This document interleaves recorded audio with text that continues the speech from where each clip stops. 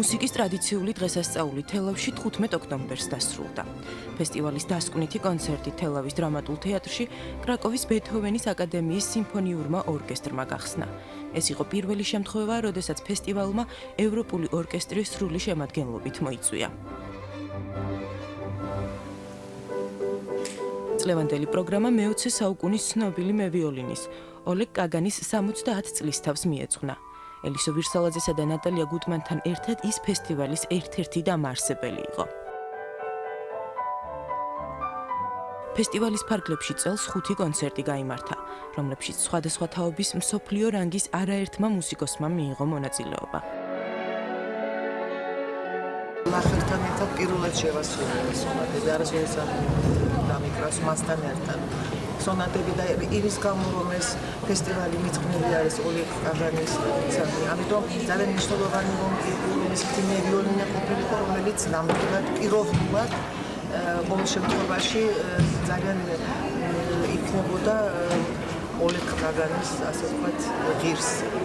და მე ბედნიერი ვარ, რომ ეს შედეგი. კოლე ბლახერისგან განსხვავებით, რომელმაც ფესტივალში მეოთხედ მიიღო მონაწილეობა, ჩელისტი ალექსანდრე ბუზლოვი ქართველ მსმენელს წელს მეორედ, სწორედ დასკვნით კონცერტზე შეხვდა. ჩემთვის ყოველთვის დიდი პატივია აქ ჩამოსვლა. შესანიშნავ მსმენელთან, რომლისგანაც განსაკუთრებულ ენერგიას ვიღებ. აქ ვხვდებიან მუსიკის ნამდვილი მოყვარულები და მე ამას ვგრძნობ სცენაზე შესრულების დროსაც. 15 ოქტომბერს მუსიკალური ფესტივალის ფინალური კონცერტი ელისო ვირსალაძემ კრაკოვის სიმფონიურ ორკესტრთან ერთად დახურა, რომელსაც მირიან ხუხუნაიშვილი დირიჟორობდა. დიდი მადლობა გადავიხადო კალოდონ ელისოს.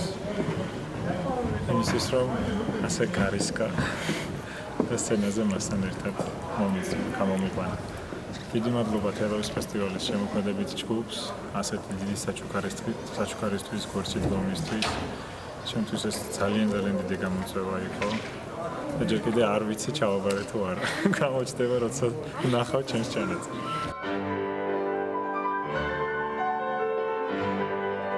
მუსიკის საერთაშორისო ფესტივალი თელავში 20 წლიანი პაუზის შემდეგ 2010 წელს განახლდა. მას შემდეგ კონცერტების გარდა მის ფარგლებში მსოფლიო დონის მუსიკოსების მასტერკლასებიც ტარდება. წელს პროფესიული რჩევები სტუდენტებმა თავად ელისო ვირსალაძისგან მიიღეს. კლასიკური მუსიკის დღესასწაულს თელავი ტრადიციულად მომავალ წელსაც უმასპინძლებს.